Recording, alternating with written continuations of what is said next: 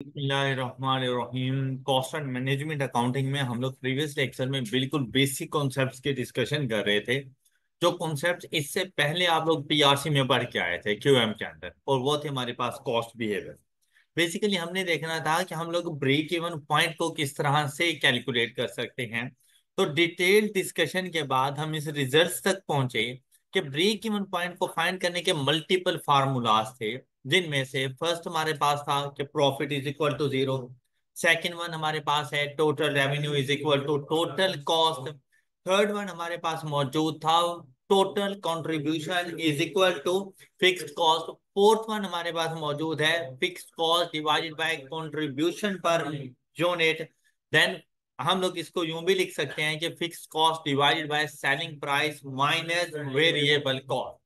तो हमारे पास ब्रेक इवन पॉइंट आ जाएगा। जैसे अगर यहाँ पर देखें तो हमारे पास ब्रेक इवन पॉइंट आया, जो एग्जांपल हम लोग कर रहे थे उसके मुताबिक हमारा ब्रेक इवन पॉइंट है 200 यूनिट। अब अगर आप लोगों से पूछा जाए कि revenue at break even point, मतलब आप लोगों को सेम सेलिंग प्राइस दी जाए, आप लोगों को वेरिएबल कॉस्ट दी जाए, आपको फिक्स कॉस्ट दी जाए, और रिक्वायरमेंट क्या हो, revenue at break even point. अगर बात करें ना सिर्फ ब्रेक इवन पॉइंट की, तो means that number of units में आपने आंसर करना है कि हमारा ब्रेक इवन पॉइंट, पॉइंट से मुराद यूनिट्स आ जाएंगे यहाँ पर, कि कितने यूनिट्स पर हम ब्रेक इवन पर होंगे। तो इन टर्म्स ऑफ यूनिट्स हम लोग बताएंगे। लेकिन अगर वो इन टर्म्स ऑफ रेवेन्यू आपसे पूछे कि मैं कितना रेवेन्यू अर्न करूं कि मैं ब्रेक इवन पॉइंट पर हूंगा, तो रेवेन्यू के लिए हम लोग क्या करेंगे। सबसे पहला मेथड तो हमारे पास यही आ जाएगा कि हम लोगों ने अपने पास जाकर ब्रेक इवन पॉइंट कैलकुलेट करना है, और फिर हम लोग बताएंगे revenue at break even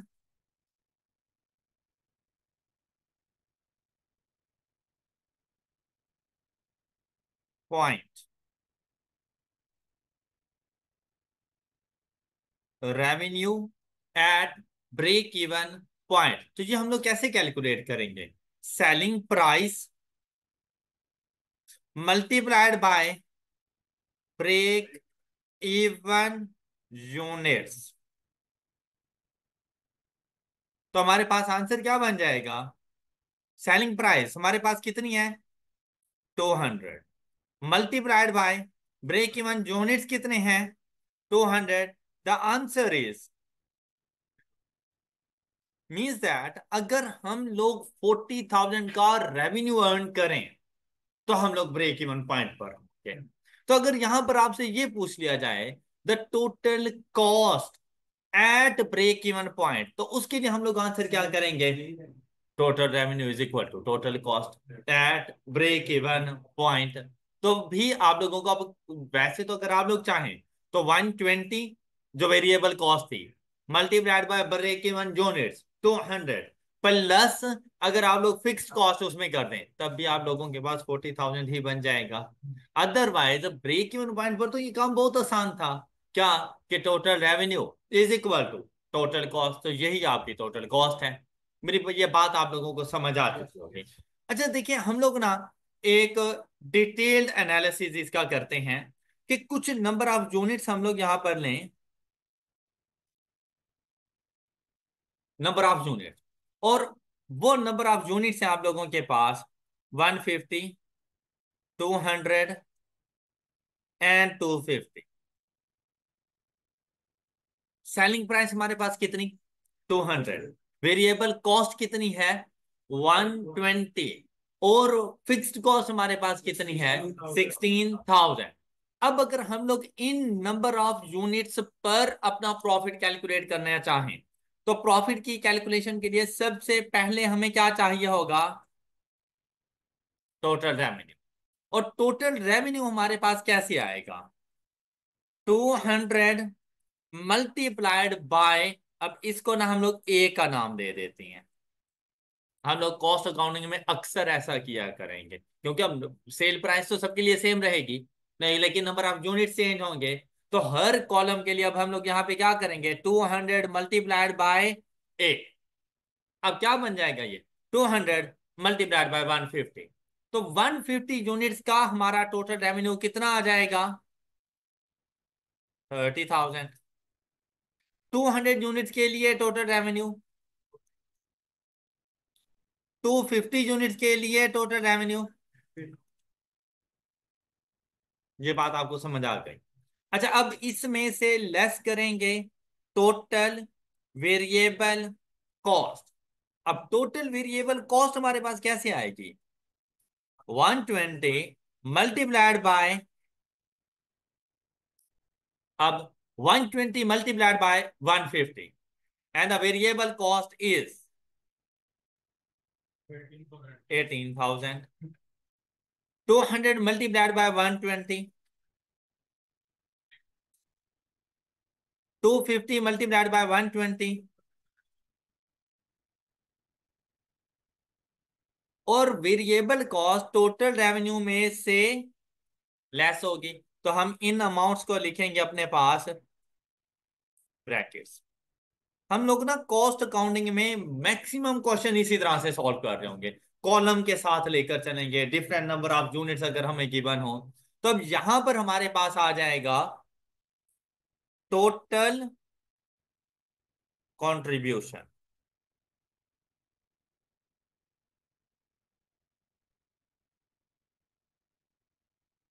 total contribution, और ये टोटल कंट्रीब्यूशन आपको कैसे मिलेगी? अब आपने क्या करना है, यहां पर टोटल रेवेन्यू में से टोटल वेरिएबल कॉस्ट लेस कर दो। 150,000 की टोटल कंट्रीब्यूशन कितनी आ गई हमारे पास? इसी तरह से 200 यूनिट्स के लिए और 250 नंबर ऑफ यूनिट्स के लिए। अब ये टोटल कंट्रीब्यूशन, इस टोटल कंट्रीब्यूशन में से फिक्स्ड कॉस्ट लेस, और फिक्स्ड कॉस्ट हमारे पास कितनी थी? 16,000। और ये तमाम नंबर ऑफ यूनिट्स के लिए कांस्टेंट रहेगी।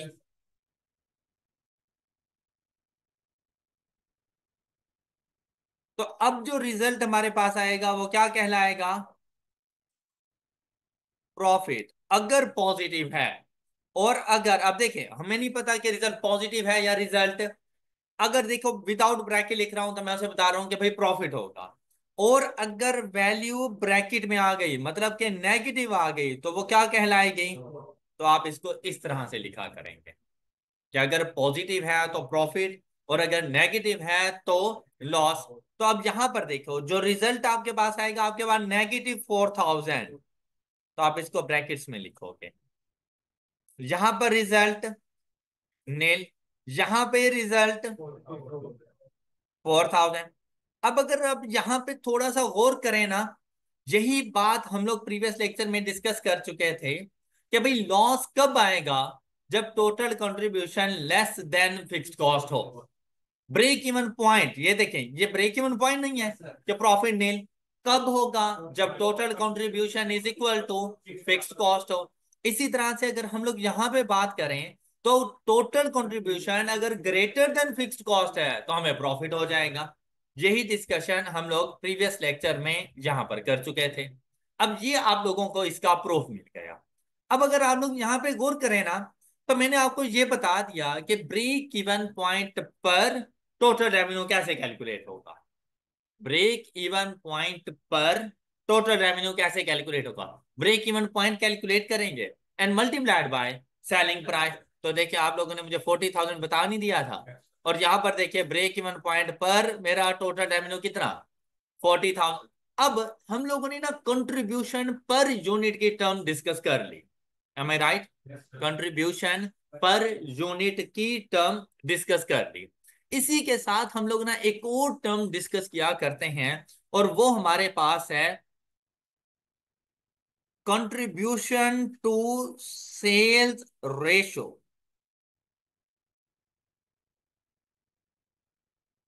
क्या?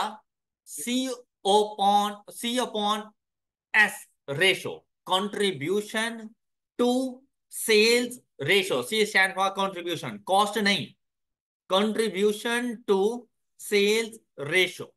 अब देखें इसको कैसे कैलकुलेट करना है। देखिए भाई, या तो कंट्रीब्यूशन अगर आप टोटल टर्म्स में लेकर आते हैं, तो नीचे जो सेल्स है ना वो भी इन टोटल आएंगे, मतलब total contribution divided by total revenue, total contribution divided bye, और अगर कंट्रीब्यूशन पर यूनिट है तो नीचे जो सेल्स हैं वो भी पर यूनिट आ जाएंगी, तभी रेशो का आंसर सेम आएगा।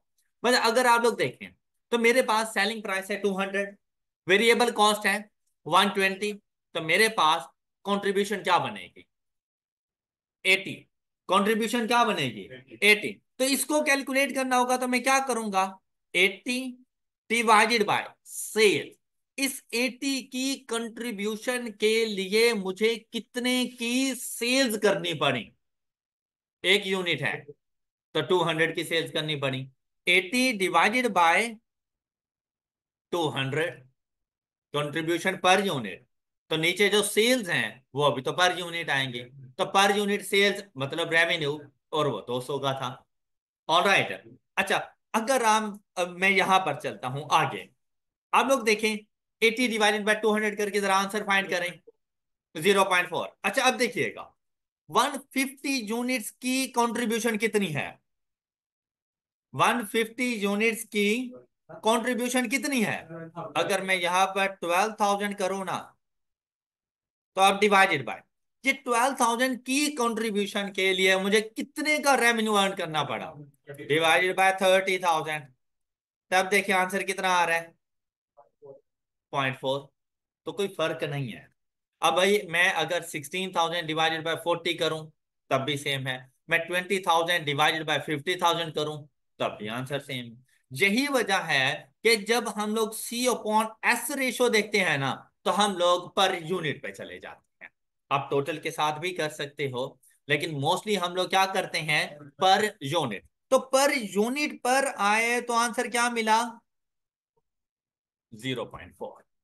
M I right? ये 0.4 क्या है, contribution to sales ratio, contribution to sales ratio.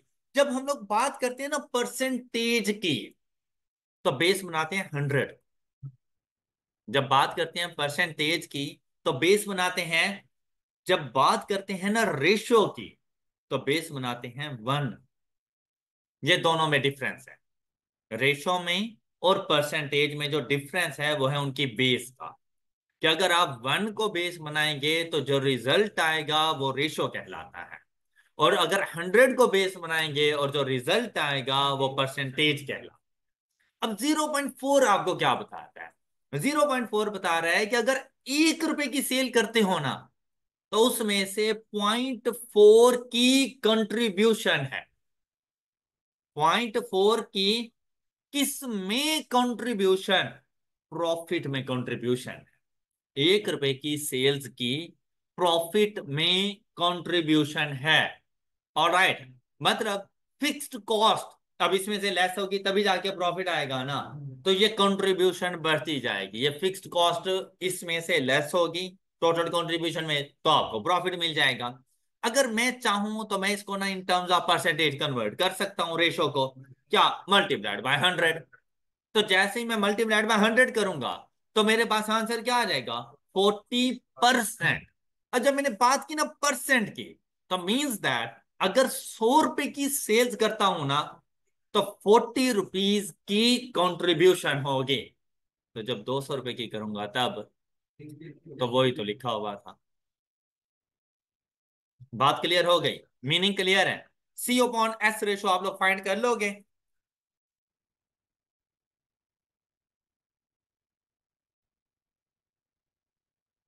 तो सी ओवर एस रेशो फाइंड करने के लिए आपको कंट्रीब्यूशन चाहिए, तो कंट्रीब्यूशन कैसे आएगी, sale price minus variable cost divided by sale price is equal to contribution to sales ratio.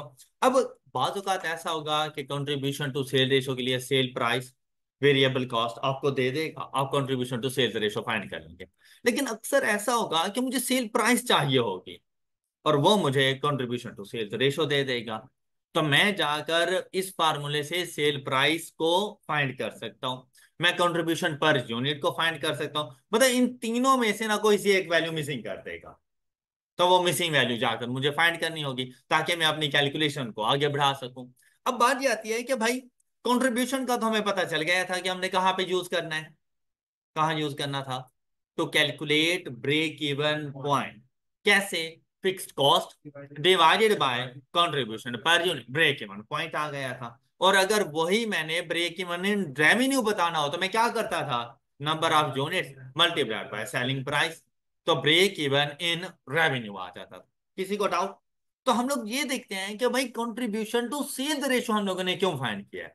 तो contribution to sales ratio find करने का मकसद ये है कि हम लोग कैलकुलेट कर सकें break even in revenue.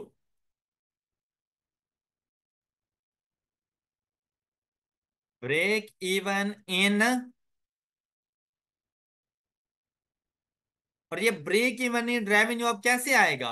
Break even calculate करने के लिए देखिए पहले क्या करते थे, फिक्स्ड कॉस्ट, इससे पहले क्या करते थे, divided by contribution per unit. तो आंसर इन यूनिट्स आएगा।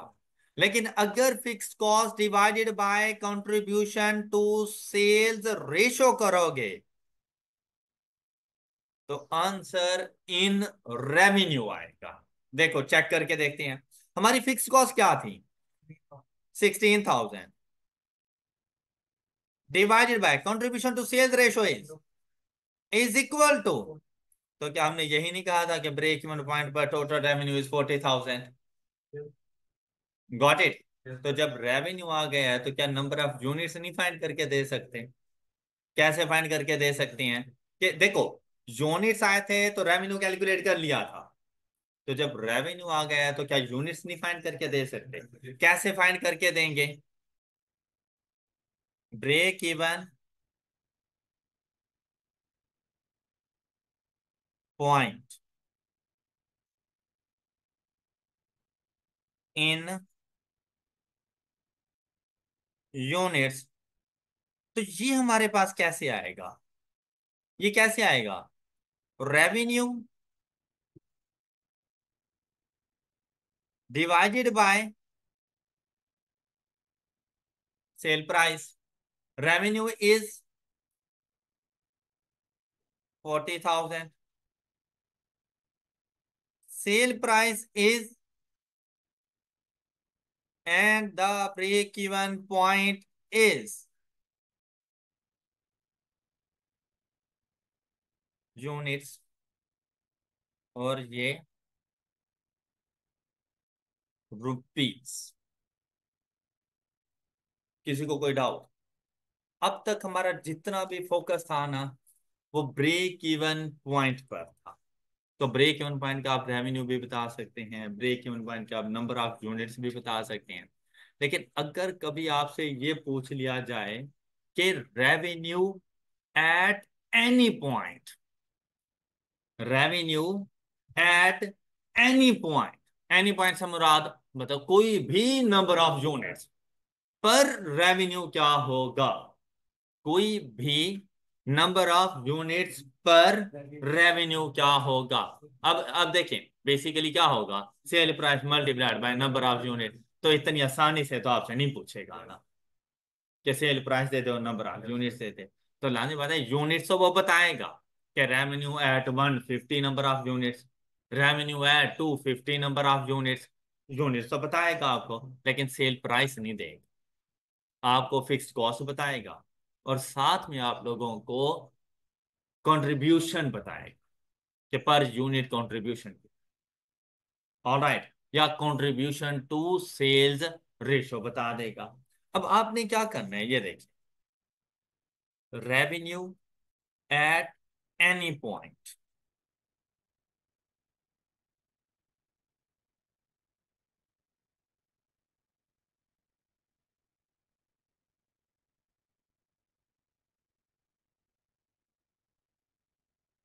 Is equal to total contribution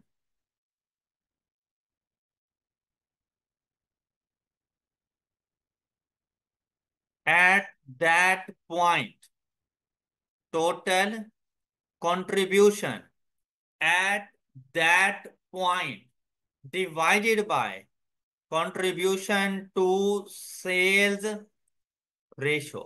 ये बात याद रखिएगा कि आप लोगों ने जब भी रेवेन्यू कैलकुलेट करना हो तो divided by contribution to sales ratio करोगे।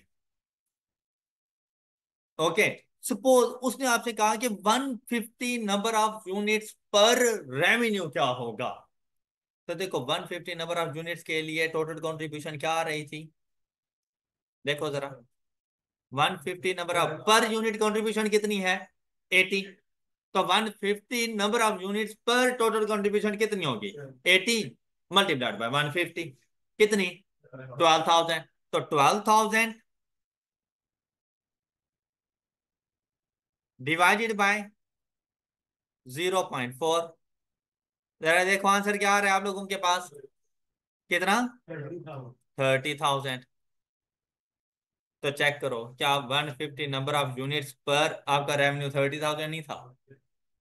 बेसिक जो फार्मूला है ना रेवेन्यू कैलकुलेट करने का, वो total contribution divided by contribution to sales ratio है। लेकिन अगर आप लोग देखें ब्रेक इवन पॉइंट पर, तो ब्रेक इवन पॉइंट पर तो total contribution is equal to fixed cost. तो क्या न्यूमरेटर में कोई फर्क आएगा, बस यही फर्क है कि हम लोग यहां पे आके फिक्स्ड कॉस्ट लिख देते हैं। बेसिकली टोटल कंट्रीब्यूशन है, इवन के ब्रेक इवन पॉइंट पर भी total contribution divided by contribution to sales ratio ही है। लेकिन ब्रेक इवन पॉइंट पर total contribution is equal to fixed cost, तो हम लोग ने जाके फिक्स्ड कॉस्ट लिख दी। क्लियर, मतलब अगर मैं यहां पर आपको ये बता दूं इस तरह से कि total contribution divided by contribution to sales ratio, तो क्या मैंने कुछ गलत कहा। लेकिन ये बात कब, एट, और अगर आप ब्रेक इवन पॉइंट के अलावा किसी और पॉइंट पर हैं तो आप fix cost divided by contribution to sale ratio नहीं कर सकते, क्योंकि फिर आपकी फिक्स्ड कॉस्ट और आपकी टोटल कंट्रीब्यूशन में फर्क है।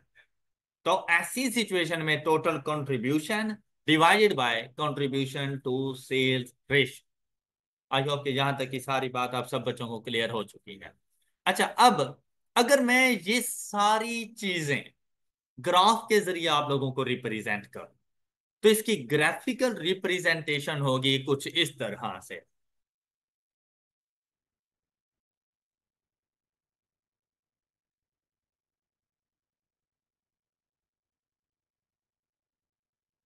Number of units independent variable होते हैं, तो इस वजह से नंबर ऑफ यूनिट्स को हम लोग लिखते हैं on x axis. Cost units पर डिपेंड करती है, रेवेन्यू यूनिट्स सोल्ड पर डिपेंड करता है। कॉस्ट डिपेंड करेगी यूनिट्स परचेज पर, रेवेन्यू डिपेंड करेगा यूनिट्स सोल्ड, और दोनों के दरमियान डायरेक्ट रिलेशनशिप है। दोनों के दरमियान, किन दोनों के दरमियान, यूनिट्स और कॉस्ट के दरमियान, यूनिट्स और रेवेन्यू के दरमियान। कि अगर नंबर ऑफ यूनिट ज्यादा होंगे तो कॉस्ट ज्यादा होगी, नंबर ऑफ यूनिट ज्यादा सेल करोगे तो रेवेन्यू ज्यादा मिलेगा। तो क्या दोनों की डायरेक्शन सेम नहीं है, डायरेक्शन सेम, तो दोनों का रिलेशनशिप पॉजिटिव, डायरेक्ट रिलेशनशिप। और अगर डायरेक्ट रिलेशनशिप है तो इनका ग्राफ हमेशा अपवर्ड बनता है।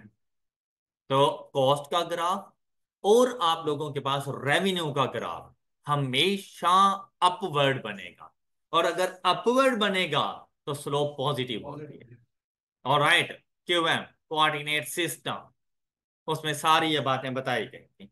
चलें, अब सबसे पहले हम लोग चलते हैं कॉस्ट की तरफ। कॉस्ट में अगर आप लोग देखें तो कॉस्ट में हमारे पास फिक्स कॉस्ट भी मौजूद है, और कॉस्ट में हमारे पास वेरिएबल कॉस्ट भी मौजूद है। फिक्स्ड कॉस्ट चाहे नंबर ऑफ यूनिट्स परचेज ना करो तब भी वो कॉस्ट आपको इनकर करनी है। मीन्स दैट आप जहां से मार्केट गए अपने बाइक पर या किसी भी ट्रांसपोर्ट के ऊपर, जहां से मार्केट गए वहां जाके पता चला कि मार्केट ही बंद है, स्ट्राइक हो, आप वापसी आ, आपने कोई नंबर ऑफ यूनिट नहीं परचेज किया, कॉस्ट तो आने जाने की लग गई है आपको। क्या आपका भाई क्या कहेगा, क्योंकि तुम कोई यूनिट नहीं परचेज करके लाए इसलिए कोई पेट्रोल आज नहीं यूज होगा? नहीं होगा भाई। ट्रांसपोर्टेशन वाले क्या कहेंगे, क्योंकि भाई आप गए थे और आपको कुछ नहीं मिला इसलिए आज हम आपसे किराया नहीं ले। देना पड़ेगा, हर हाल में देना है। अच्छा, आप 10 की जगह मार्केट में पहुंचे और आपने 50 यूनिट उठा लिया, आपका बाइक कहेगा क्योंकि वजन ज्यादा आ गया है, तब 2 लीटर पेट्रोल डलवाओ, अब 1 लीटर से गुजारा नहीं होना। नहीं, वो सेम ही आएगा। ट्रांसपोर्टेशन वाले क्या कहेंगे, क्योंकि भाई आप तुम्हारे पास नंबर ऑफ यूनिट ज्यादा है, आप 10 टिकटें हमसे परचेज करो, या उसी एक ही टिकट में आ जाओगे। तो वही वही सेम रेंट, कोई फर्क नहीं पड़ता। लेकिन जो सप्लायर को आपने पे किया है, कुछ भी नहीं परचेज करके लाया, क्या तब भी सप्लायर को पे करके आओगे? 10 यूनिट परचेज किए हैं तो 10 यूनिट के लिए पे करोगे, 100 किए हैं तो 100 के लिए। M I right? अब ये बढ़ेगा। अब अगर यहां पर आप लोग देखें, हमारे पास कॉस्ट दो तरह की है। एक हमारे पास आती है हमारी फिक्स्ड कॉस्ट, दूसरी हमारे पास है वेरिएबल कॉस्ट। चीजों को आप जरा गौर से सुनिएगा। Fixed cost number of units पर डिपेंड नहीं करते। Fixed cost number of units पर डिपेंड नहीं करती and remains constant, remains fixed, चाहे एक्टिविटी लेवल कुछ भी हो जाए। M I right?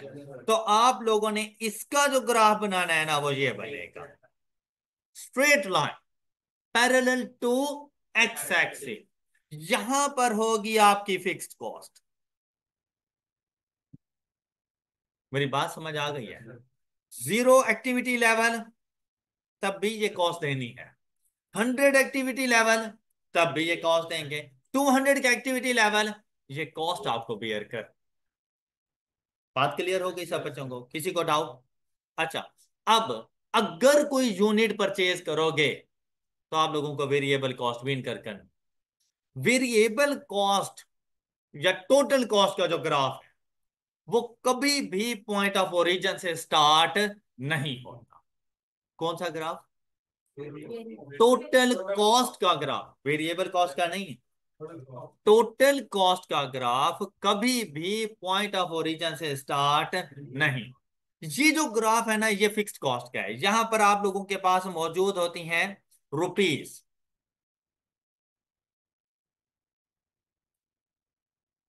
अच्छा, मैं रुपीस लिख रहा हूं ताकि करेंसी, ये कॉस्ट भी है और ये रेवेन्यू भी है। कॉस्ट भी वाई एक्सिस पर, रेवेन्यू भी वाई एक्सिस। क्लियर हो गई बात? अच्छा, अब देखिएगा, अब मेरे पास आ गई टोटल कॉस्ट का ग्राफ। टोटल कॉस्ट का ग्राफ हमेशा स्टार्ट होगा फ्रॉम फिक्स्ड कॉस्ट। जितनी आप लोगों की फिक्स्ड कॉस्ट होगी ना, टोटल कॉस्ट वहां से जाके स्टार्ट, पॉइंट ऑफ ओरिजिन से नहीं स्टार्ट। बात क्लियर? और अपवर्ड जाएगा, और यहां पर आप लिख देंगे टोटल कॉस्ट, और ये तमाम यूनिट्स की टोटल कॉस्ट को रिप्रेजेंट करेगा। बात क्लियर? किसी को डाउट?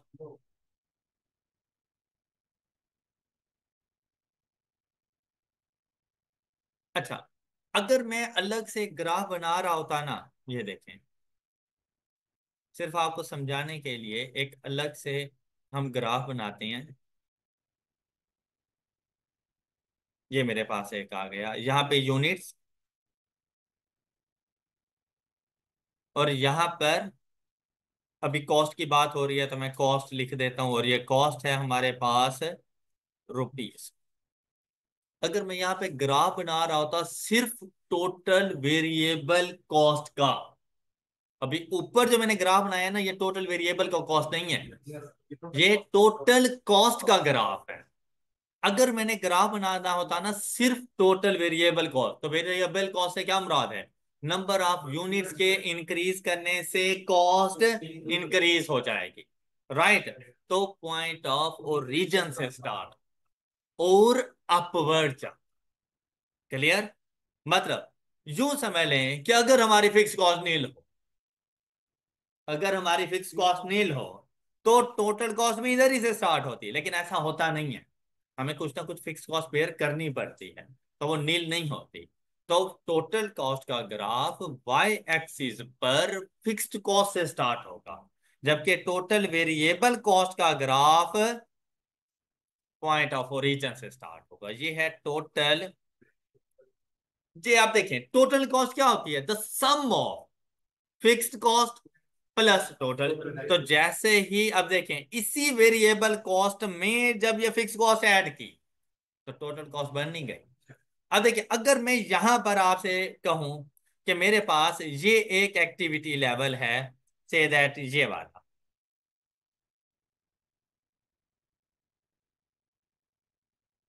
कुछ भी नंबर ऑफ यूनिट्स यहां पे मौजूद है, बात सुन लीजिएगा। ये एक activity level means that number of units. In number of units पर अगर मैं आपसे पूछूं ना कि मेरी टोटल कॉस्ट कितनी है, तो आप यहां से ये देखेंगे कि वाई के ऊपर क्या वैल्यू जा रही है। आप मुझे कह देंगे कि sir in number of units के लिए टोटल कॉस्ट ये है। किसी को डाउट? लेकिन यहीं पर ग्राफ देकर आप मुझे बता सकते हैं कि इसमें फिक्स्ड कॉस्ट कितनी है और इसमें वेरिएबल कॉस्ट कितनी है। अच्छा, से दैट मैं वैसी अज्यूम्ड वैल्यू जरा लेके चलता हूं कि ये हर वैल्यू ना 5, 10, 15, 20, 25, और यहां पर ये 100 और ये 200। Okay, okay. और ये अमाउंट्स इन 100 कर लें, मतलब 500, ये 1000 हो गया, ये 1500, ये 2000 और ये 25। मेरी बात समझ आ गई सब बच्चों को? 500।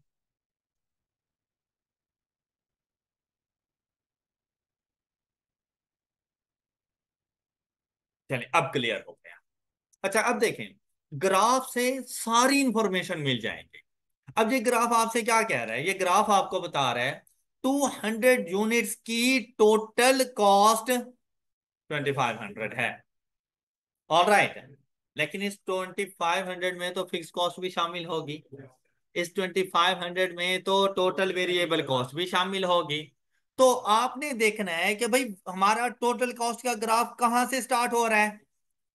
तो इस 2500 में 1000 रुपीज फिक्स्ड कॉस्ट के शामिल है। Got it? एंड रिमेनिंग 1500 वो total variable cost. M I right? तो टोटल वेरिएबल कॉस्ट क्या होगी? ये देखें, ये जो डिफरेंस है ना, ये है टोटल वेरिएबल कॉस्ट। ये जो डिफरेंस है ये है फिक्स्ड कॉस्ट, और मिलकर बनाएंगे टोटल। All right. यहां से यहां तक ये 1500 आपको मिला टोटल वेरिएबल कॉस्ट, ये 1000 ये आपको मिला फिक्स्ड कॉस्ट के। अब बात क्लियर हो गई। तो अगर कोई आपसे ये पूछे कि भाई वेरिएबल कॉस्ट पर यूनिट कितनी है, वेरिएबल कॉस्ट पर यूनिट कितनी है, तो कैसे बताओगे आप लोग? हाँ जी, total variable cost divided by number of units. ये टोटल वेरिएबल कॉस्ट जितने नंबर ऑफ यूनिट की कॉस्ट होगी उससे डिवाइड कर दोगे, तो आपके पास आंसर आ जाएगा वेरिएबल कॉस्ट पर यूनिट।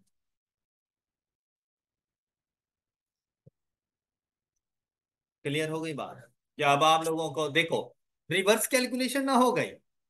पहले क्या, वेरिएबल कॉस्ट गिवन होती थी, फिक्स कॉस्ट गिवन होती थी, हम टोटल कॉस्ट फाइंड कर लेते थे। आज क्या, टोटल कॉस्ट से टोटल वेरिएबल कॉस्ट अलग की, फिक्स कॉस्ट अलग की, और वेरिएबल कॉस्ट पर यूनिट भी हम लोगों ने फाइंड कर ली। M I right? अच्छा, यही ग्राफ देखकर अगर अब आपसे पूछता कि भाई 500 यूनिट्स की कॉस्ट क्या होगी, सेम ऐसे ही ग्राफ होता है, साथ में ये देखें कुछ भी ना लिखा हुआ होता, बस सिर्फ ये लिखा हुआ होता है वैल्यू, और आपसे कहता है कि भाई 500 यूनिट्स की टोटल कॉस्ट क्या होगी, अब ऐसी सिचुएशन में सबसे पहली चीज आप अपने पास कॉस्ट इक्वेशन बनाया करो। सबसे पहली चीज आप अपने पास कॉस्ट इक्वेशन बनाया करो। कॉस्ट इक्वेशन आपके पास क्या है? अरे ये वाला ग्राफ तो अब खत्म कर दो ना, ये समझ आ गई थी आप लोगों को, ये बात है ना। Cost equation, cost equation is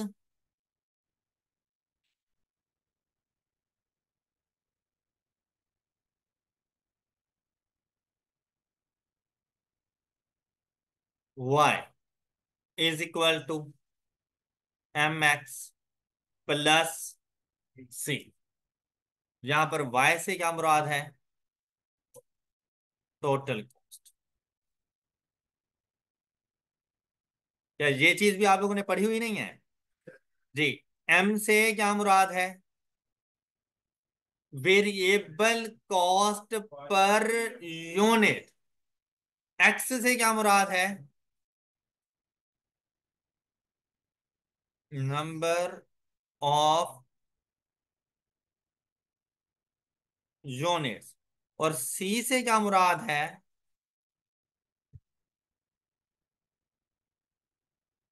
fixed. Alright.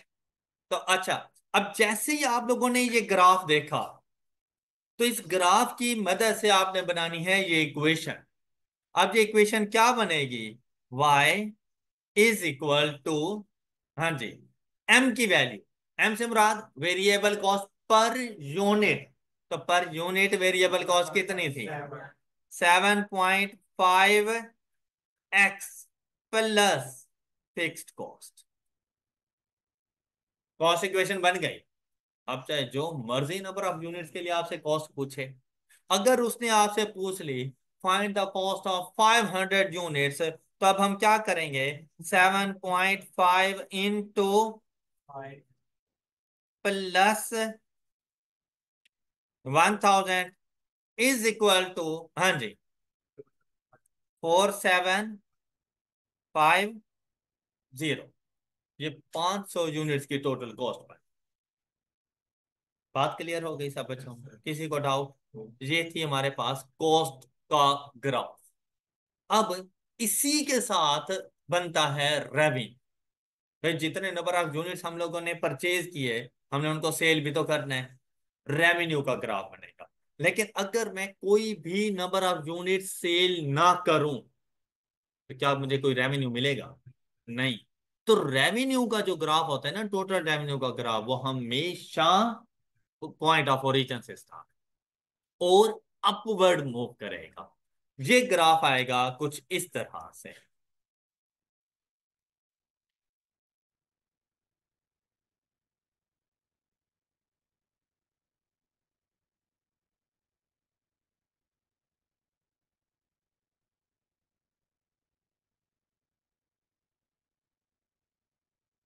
ये कुछ इस तरह से ये ग्राफ मेरे पास है। और ये ग्राफ कौन सा है? टोटल रेवेन्यू का ग्राफ।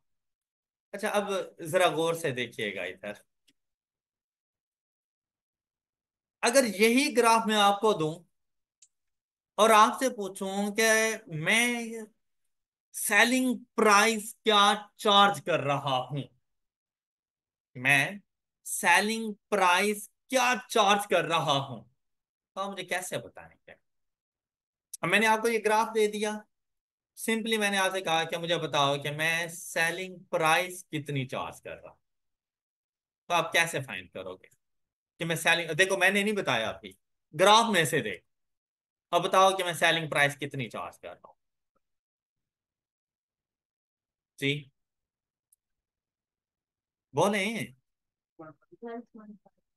अच्छा भाई देखो, गलत हो जाना कोई मतलब ऐसा नहीं, हो जाता है, स्टूडेंट हैं, होने दिया करें। लेकिन जब आंसर आ गया आपके पास, कॉन्फिडेंस के साथ करो। क्या मैक्सिमम गलत हो जाएगा बस? तो क्लास में होने दो गलत, इसीलिए तो इधर बैठे हुए हो। लेकिन कैलकुलेशन अपनी तरफ से जरूर करो। All right. तो आप में से कभी तो जाके ठीक भी हो जाओगे, और हो सकता है फर्स्ट पॉइंट पे ही हो जाओ। अब यहां पे अगर गौर करें ना, तो हम लोगों ने क्या कहा था, जहां पर टोटल कॉस्ट टोटल रेवेन्यू के इक्वल हो जाए, वो पॉइंट कौन सा पॉइंट होता है, ब्रेक इवन पॉइंट।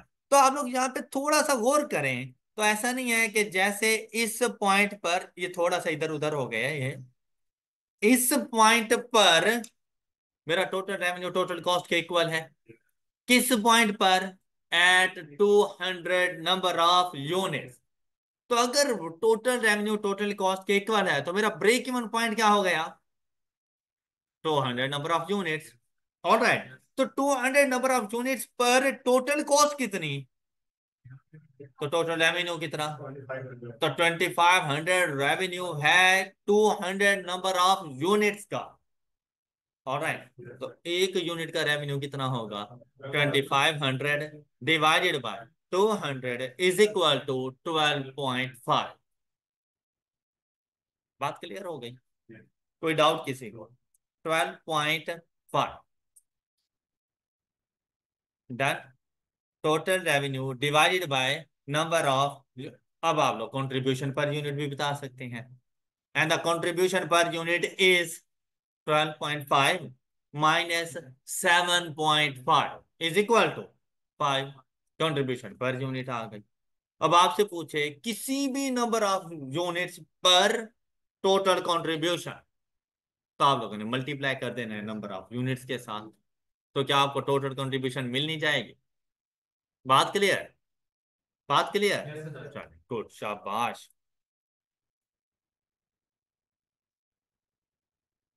इससे रेलिवेंट एक और छोटा सा हमारा टॉपिक है कि आपको दो डिफरेंट एक्टिविटी लेवल्स पर उनकी टोटल कॉस्ट बता दी जाती है।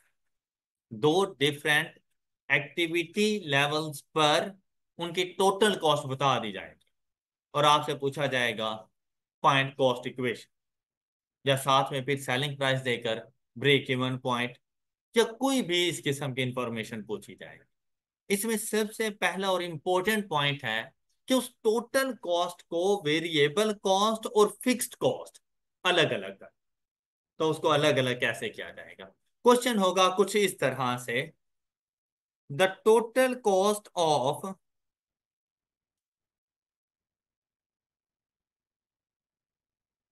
80 यूनिट्स, इसके साथ दूसरे नंबर ऑफ यूनिट्स भी लिख लेते हैं, 80 and 120 units is rupees 1300 and rupees 1700 respectively.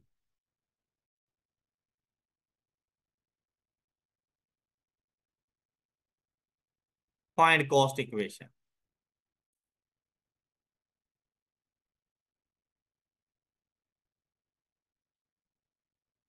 हाँ जी, cost equation.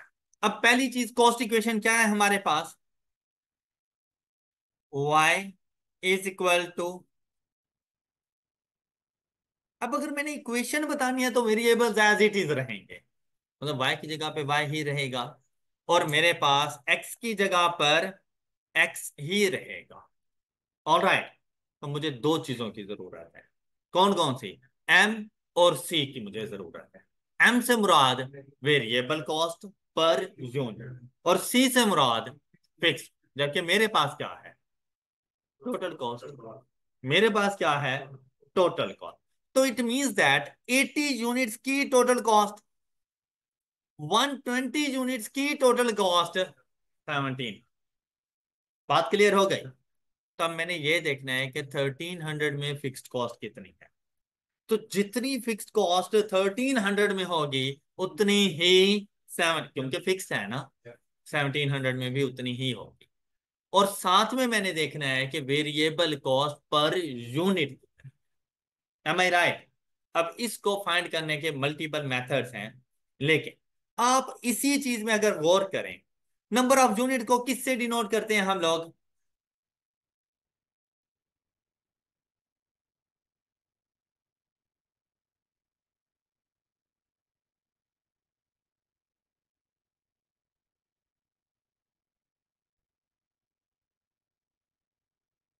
Number of units को एक्स से, तो ये 80 भी तो एक्स हो गया, और ये 120 भी।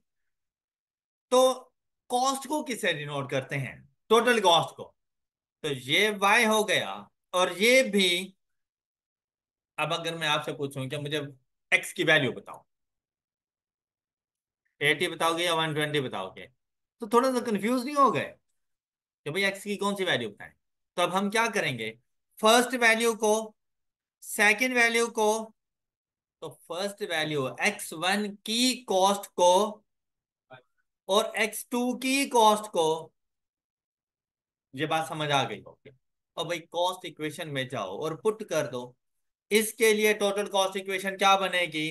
1300 y की जगह पर आ जाएगा, इज इक्वल टू, मेरे पास m नहीं है लेकिन मेरे पास x तो है ना, ये 1300 कितने नंबर ऑफ यूनिट्स के लिए, प्लस मेरे पास c नहीं है। Got it? इसी तरह दूसरी इक्वेशन बना लें। दूसरी इक्वेशन कैसे बनेगी? 1700 is equal to m into plus, ऐसा नहीं लग रहा जैसे साइमल्टेनियस लीनियर इक्वेशंस बन गई हो? है ना ऐसा? अब ऐसे समझे जैसे m x है और c y है, इक्वेशन में तो x एंड y जाएगा ना। कैलकुलेटर उठाएंगे और जाकर इसको सॉल्व कर लेंगे।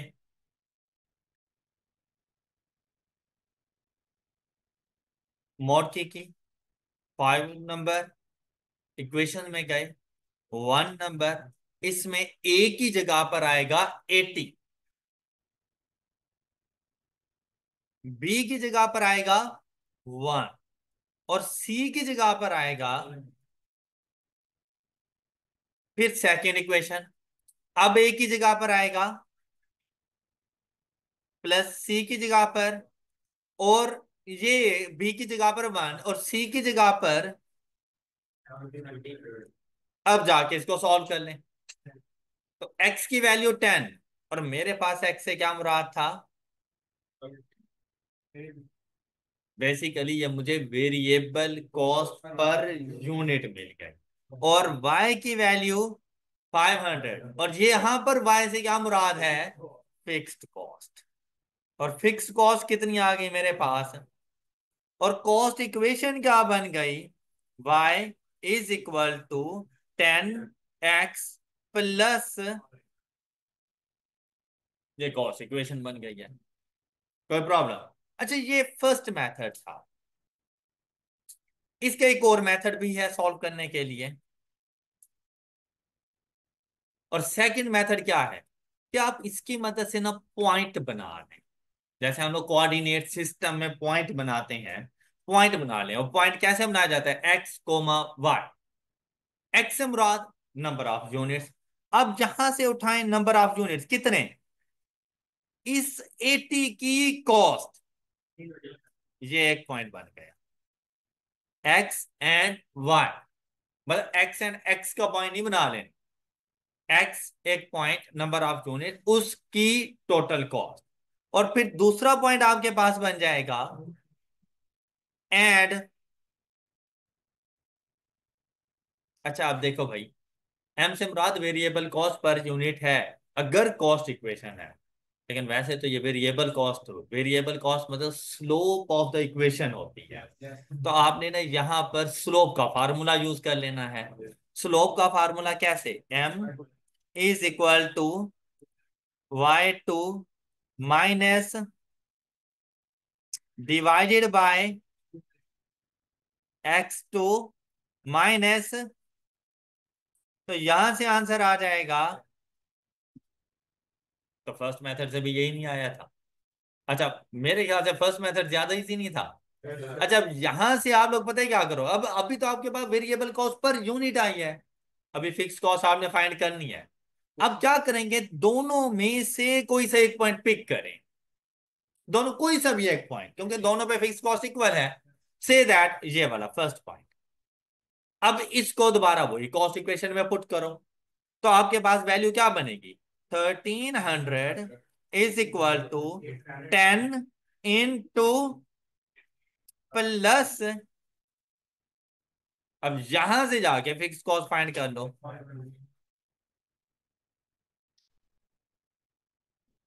जैसे ही आंसर नहीं आ गए। अच्छा, जब हम लोग अब देखें, ये तो है ना क्यूएम के कॉन्सेप्ट, और हमारा सब्जेक्ट कौन सा है? Cost and management accounting.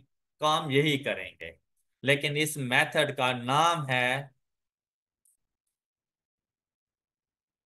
High low method.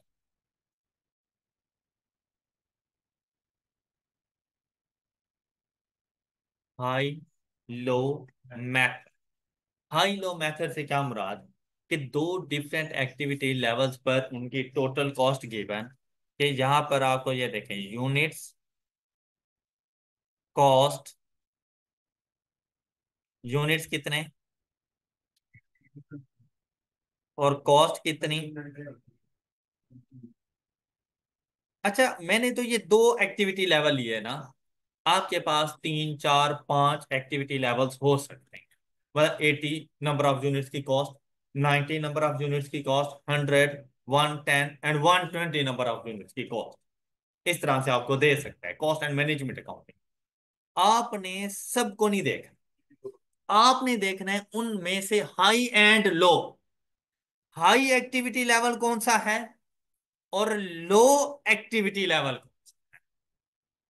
High and low, मतलब मैक्सिमम नंबर ऑफ यूनिट्स और उनकी cost, minimum number of units और उनकी कॉस्ट। काम सारा सेम है, सिर्फ क्या है, जरा कॉस्ट अकाउंटिंग के पॉइंट ऑफ व्यू से। अब वहां पर तो स्लोप की बात नहीं करेंगे ना कॉस्ट अकाउंटिंग में, ये तो क्यूएम का कॉन्सेप्ट था। यहां पर हम कहेंगे high using high low method. Okay, तो उधर से वेरिएबल कॉस्ट कैलकुलेट करनी हो तो वो कैसे होगी? Total cost at high level minus total cost at low level divided high level minus low level. चीज क्या वही नहीं आ गई क्या? Total cost at high level minus total cost at low level divided by high level activity level minus low activity level या लो number of units. आपके पास variable cost आ जाएगी, और फिक्स्ड कॉस्ट के लिए कॉस्ट इक्वेशन में जाकर पुट कर दें। बात क्लियर हो गई सब बच्चों को? किसी को कोई डाउट? गुड। अब आए अपनी बुक पर। हम लोग डिस्कस कर रहे हैं chapter number 14, cost volume profit, CVP analysis. CVP analysis में अब काफी सारी हद तक मैं आपको पढ़ा चुका हूं, और ये चीजें फिर आप लोगों ने आज की ये आपकी होम असाइनमेंट है। क्या? इंट्रोडक्शन देखें। सबसे पहली चीज क्या आ गई? CVP analysis stands for cost volume profit analysis. It is used to show how cost and profits change with change in the volume of activity. तो हमारी क्या डिस्कशन ऐसी नहीं होती रहे कि नंबर ऑफ एक्टिविटी लेवल को इंक्रीज डिक्रीज करें तो प्रॉफिट कम ज्यादा हो जाएगा। CVP analysis is an application of marginal costing concept. It is a study of interrelationship between cost, volume and profits. Cost, volume से हमारा number of units, और उन number of units पर profit at different level of activity. अब यहां पर देखिए उसने एक बात कही, CVP analysis is an application of marginal costing concept. आपके पास दो किस्म के कॉस्टिंग कॉन्सेप्ट्स हैं, marginal and absorption. Marginal and absorption in future in detail देखेंगे कि दोनों में क्या डिफरेंस है। अभी के लिए जितना कॉन्सेप्ट पढ़ा क्या समझ आ गए हैं ना? बस समझ लो ये marginal costing. All right, means that मैं आपको इन शॉर्ट बता दूं कि प्रॉफिट की कैलकुलेशन के लिए अगर फिक्स्ड कॉस्ट को अलग कर लिया जाए और फिर जाकर कंट्रीब्यूशन में से लेस करें तो ये मार्जिनल कॉस्ट। मैं रेवेन्यू में से टोटल कॉस्ट लेस नहीं करनी, रेवेन्यू में से अगर वेरिएबल कॉस्ट माइनस करके टोटल कंट्रीब्यूशन और उसमें से फिक्स कॉस्ट माइनस करें तो ये जो सिस्टम है प्रॉफिट की कैलकुलेशन का, इसे कहते हैं मार्जिनल कॉस्टिंग। और अगर रेवेन्यू में से टोटल कॉस्ट माइनस कर दो, अब उसमें तो फिक्स कॉस्ट भी शामिल है, तो एब्जॉर्प्शन कॉस्ट।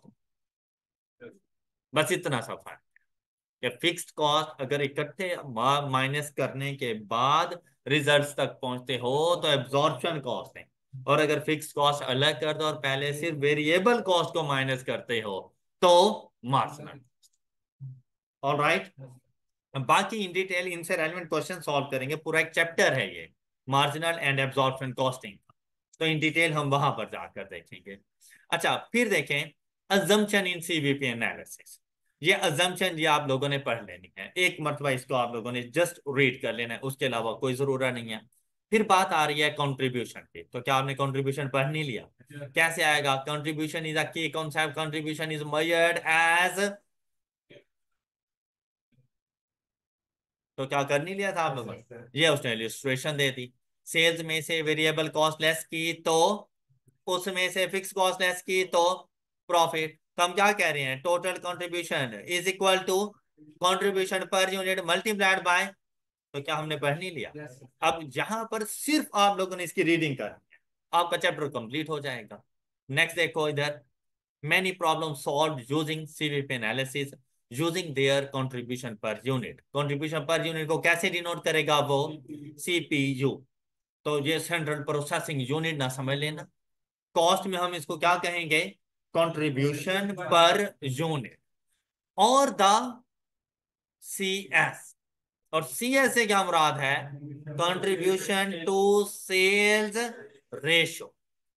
ऑल राइट, क्या ये दोनों चीजें नहीं पढ़ी हम लोगों ने कि कंट्रीब्यूशन पर यूनिट क्या है and contribution to sales ratio क्या है? अब पर यूनिट कैलकुलेट करने के लिए ये उसने लिख दिया कि sale price minus is a constant amount overall sales volume, चाहे जितने मर्जी नंबर ऑफ यूनिट सेल करो पर यूनिट कंट्रीब्यूशन सेम रहे। ओके हो गई बात? अब ये इलिस्ट्रेशन आप लोगों ने खुद करनी है, ये छोटी छोटी इलिस्ट्रेशन वगैरह ये आपने खुद करनी है, और ये सारा स्केच मैंने आपको बना कर दिया है। बस ये अलग बात है मेरा डाटा डिफरेंट था इससे, तो आप लोगों ने सिर्फ ये एग्जांपल पढ़नी है और आप लोगों ने खुद से ये स्केच। क्लियर? नेक्स्ट, नोट वगैरह आ गए, इसको रीड कर लीजिएगा, ये सारी बातें मैं आपके साथ डिस्कस कर चुका हूं, तो जैसे ही आप रीड करेंगे आपको ये सारी बातें समझ आ जाएंगी। इसी तरह से ये सारी रीडिंग चलती जाएगी। आगे कंट्रीब्यूशन टू सेल्स रेशो को कैसे कैलकुलेट करना है? Contribution per unit divided by selling price per unit. फिर एग्जांपल नंबर 2 आपने सॉल्व कर, क्लियर हो जाएगी, ये सारी एग्जांपल आप लोगों ने सॉल्व कर लेनी है। देखो, हाई लो टोटल कॉस्ट, साथ में नंबर ऑफ यूनिट्स और उनकी टोटल कॉस्ट, फिर लो एक्टिविटी लेवल उनकी टोटल कॉस्ट, और फिर आपने ना फिर यहां से देखो उसने इन दोनों का डिफरेंस लिया, न्यूमरेटर, इन दोनों का डिफरेंस लिया, डिनोमिनेटर, ये देखो, तो उसके पास क्या चीज आ गई? वेरिएबल कॉस्ट पर यूनिट आ गई उसके पास। क्लियर? और इसकी मदद से अब उसने कहा 14 था, इसमें से एक एक्टिविटी लेवल उसने ये ले लिया, उसने कहा इस एक्टिविटी लेवल पर टोटल कॉस्ट कितनी है, ऐसे ही है ना? तो बच्चे अगर मैं टोटल कॉस्ट में से वेरिएबल कॉस्ट माइनस कर दूं तो क्या फिक्स कॉस्ट आ नहीं जाएगी? तो उसने देखा कि अगर 140,000 यूनिट्स की टोटल कॉस्ट ये है जो कि क्वेश्चन में गिवन थी, और उसकी वेरिएबल कॉस्ट कैलकुलेट हो सकती है, अब number of units multiplied by variable cost per unit, अभी कैलकुलेट की है आपने 3 रुपीज, तो ये वेरिएबल कॉस्ट आ गई, ये माइनस की तो क्या फिक्स कॉस्ट आ नहीं गई? तो यही काम हम लोग इक्वेशन के थ्रू कर रहे थे। ओके, नेक्स्ट वन, अब जब आपने variable cost per unit fix cost determine कर ली तो बाकी चीजें भी आप लोग कैलकुलेट कर सकते हैं। तो आगे आप लोगों ने इन तमाम चीजों को अच्छे तरीके से देख लेना, ये हो जाएगा आप लोगों से solve. Break even analysis detail discussion हमारी हो चुकी है, ब्रेक इवन एनालिसिस रीड करना है, सारी बातें डिस्कस्ड है ऑलरेडी। उसके बाद calculating the break even point, सारे मेथड मैंने आपको बता दिए हैं कि हम ब्रेक इवन पॉइंट को कैलकुलेट कैसे कर सकते हैं। याद रखिएगा different different method, different different formulas हैं, डाटा आपके पास आए आपने अपनी तरफ से उसको सॉल्व करना है, एंड पे जाके जस्ट मैचिंग करनी है कि क्या मेरा सोल्यूशन बिल्कुल ठीक है, और ये सारा काम लिख कर, क्योंकि अब आपका पीआरसी का पेपर तो है नहीं, एमसीक्यूज पेपर नहीं है, अब आप लोगों ने ये सारा काम लिख कर हाँ क्वेश्चन ना लिखिएगा, सॉल्यूशन लिखिएगा, राइट? एग्जाम्पल नंबर 3 करोगे, जब इसका मेथड नंबर 2 आ गया, सेल्स रेवेन्यू कैलकुलेट करेंगे और वहां से ब्रेक इवन पॉइंट, तो ये भी डिस्कस हो चुका है। पहला मेथड क्या था हमारे पास, फिक्स्ड कॉस्ट डिवाइडेड बाय, और दूसरा मेथड क्या है हमारे पास, फिक्स्ड कॉस्ट डिवाइडेड बाय। हो गई है डिस्कशन ये हमारे पास, कोई डाउट?